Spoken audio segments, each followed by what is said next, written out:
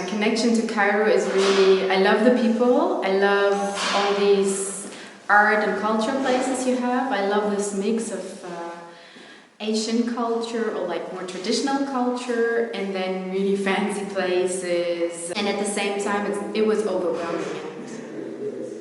Yeah, I needed some time to adapt. I was more focusing on how do I feel as a passenger in the passage.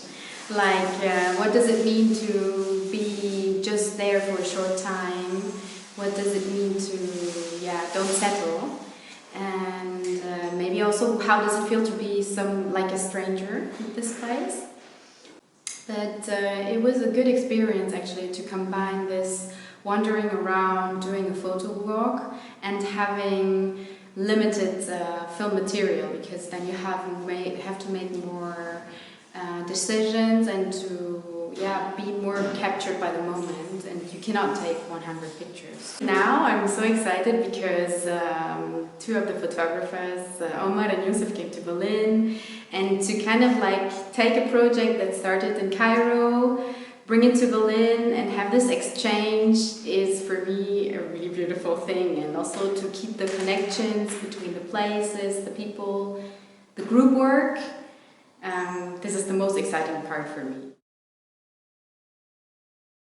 As you can see, the whole concept or theme is about passages. It's not really about the passages, it's more like about every one of us perceiving the passage in his own way.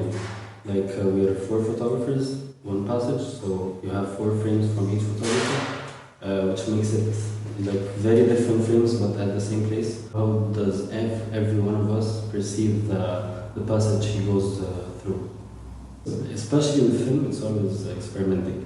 Although you have only like with one film like average of 36 shots, so you're limited with the decisions you take, but you're also experimenting with it, so it's very interesting. So I had 2 exhibitions back in Cairo, which was very overwhelming because someone's first exhibition is very special. So I think this is my real first exhibition, as it's not in my hometown. It's in Berlin, which is one of my favorite cities, so I am very happy about it.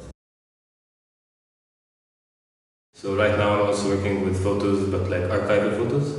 And my grandfather was also a photographer. Also, like he was a pilot, but he used to travel around a lot and he had his own collection. So like I discovered his old cameras, films back in the like COVID times, and then it got me interested in trying out analog photography and getting back into photography as a whole.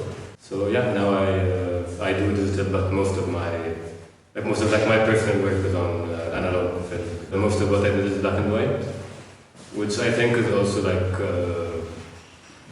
helps you focus more on the space itself, because colors can be a bit distracting. If you know you're only using in black and white, you, I guess, think about the composition of the photo itself more. But for me, what's interesting is not like my pictures on their own, it's how, as Omar was saying, it's like 4 different photographers, each one is interacting with the same space differently.